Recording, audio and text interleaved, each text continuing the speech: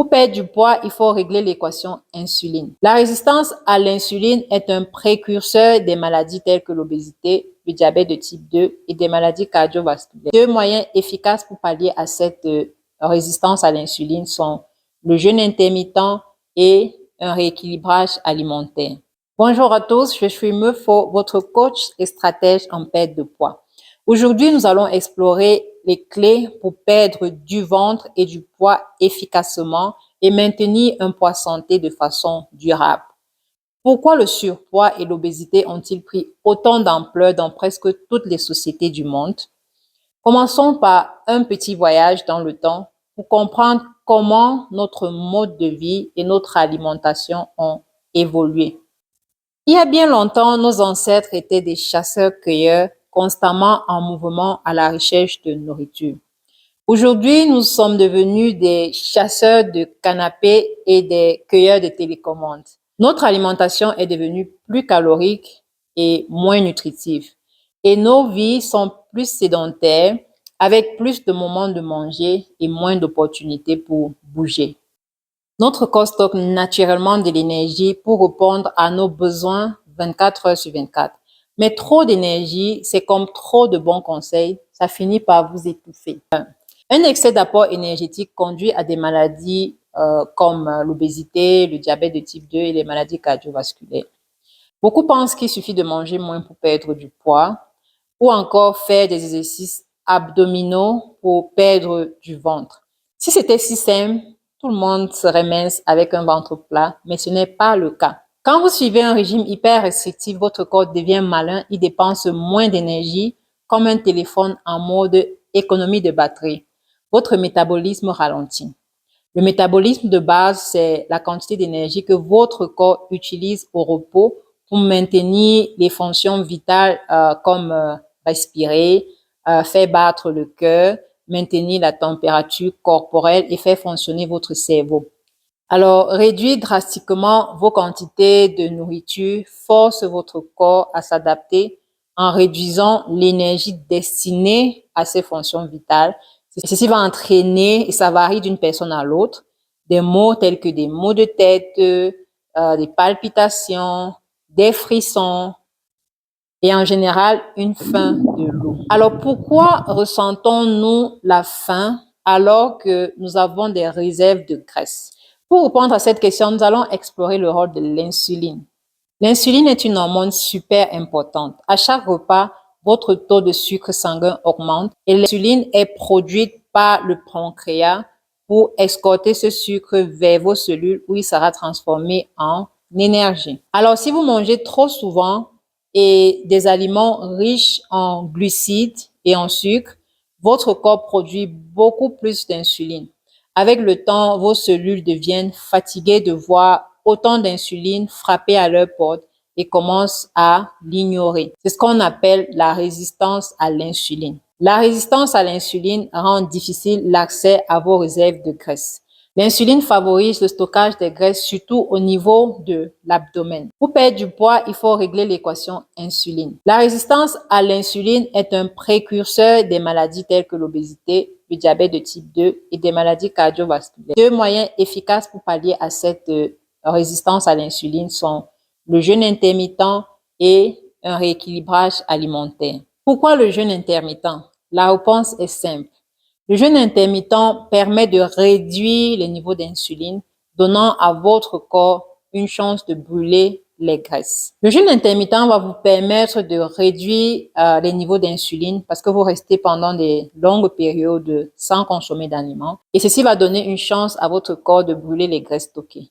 Si cela vous intéresse, je vous propose un accompagnement de 3 mois d'initiation au jeûne intermittent en toute sécurité. Je vous mets également en description et gratuitement mon guide d'initiation au jeûne intermittent. Par ailleurs, une alimentation équilibrée, riche en aliments qui ne provoquent pas des pics d'insuline est également cruciale. Les aliments riches en sucre et en glucides provoquent une forte augmentation de la glycémie.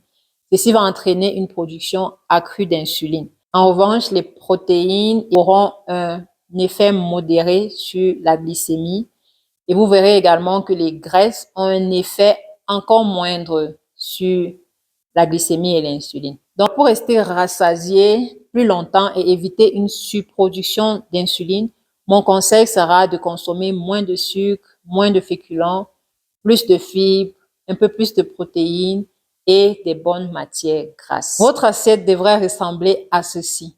50% de légumes et de fibres, 25% de protéines et 25% de féculents.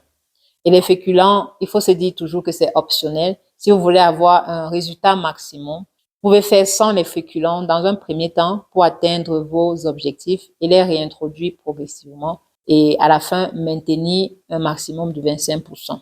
Nous avons parlé de l'alimentation, du jeûne intermittent.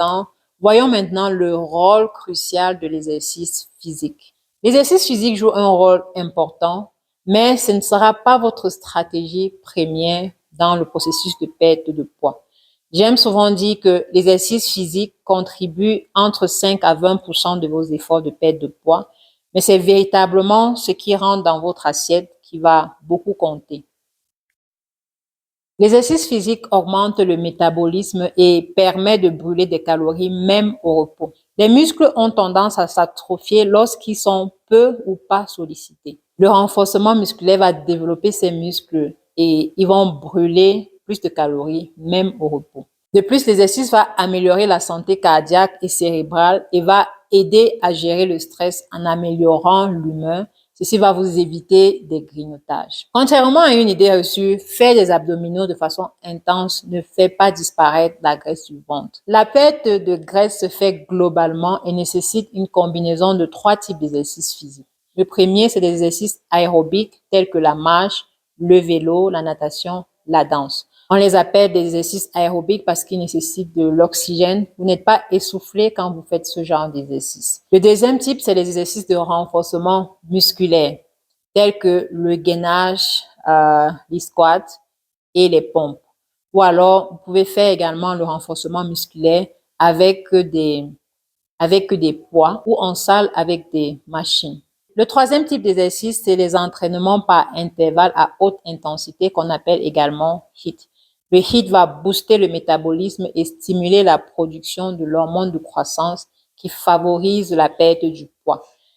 Si vous êtes juste au début de votre processus, peut-être le HIIT n'est pas la première stratégie à adopter. Commencez par la marche, le renforcement musculaire. Et une fois que vous vous sentez un peu plus endurant, résistant, vous pouvez vous aventurer dans le HIIT. Enfin, parlons de la gestion du stress. Je parle du stress en dernier lieu, mais il s'avère être une mesure extrêmement importante. Le stress est une réaction de votre corps à une pression ou à une menace perçue. En situation de stress, notre corps déclenche une réponse combat ou fuite, libérant des hormones comme l'adrénaline et le cortisol. L'adrénaline nous donne une poussée d'énergie immédiate, tandis que le cortisol va aider à reconstituer l'énergie utilisée. Mais le cortisol a aussi tendance à augmenter l'appétit. Le stress aigu, c'est une réaction temporaire à une situation précise comme une présentation importante ou un danger immédiat. Une fois que la situation est passée, les niveaux de stress diminuent.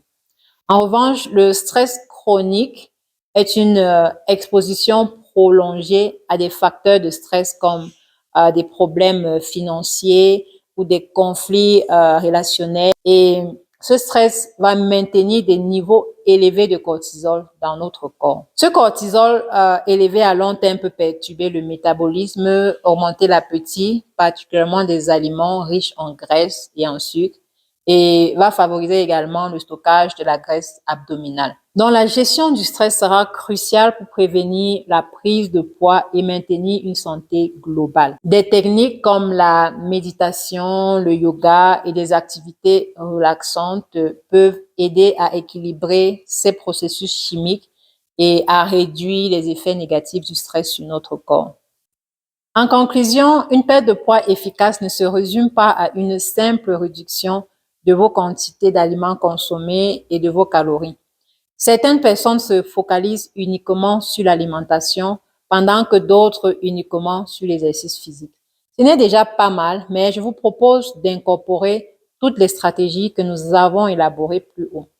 Il s'agit d'une approche holistique qui va consister à bien gérer votre alimentation en termes de qualité, de quantité, de réduire la fréquence de vos repas, de bien choisir une activité physique adaptée et enfin de bien gérer le stress. En mettant tout ceci en pratique, vous pouvez atteindre et maintenir un poids santé durablement.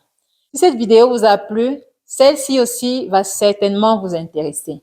Merci de partager cette vidéo avec vos amis et votre famille. Abonnez-vous si ce n'est pas encore fait et on se dit à très bientôt pour un prochain épisode. Ciao.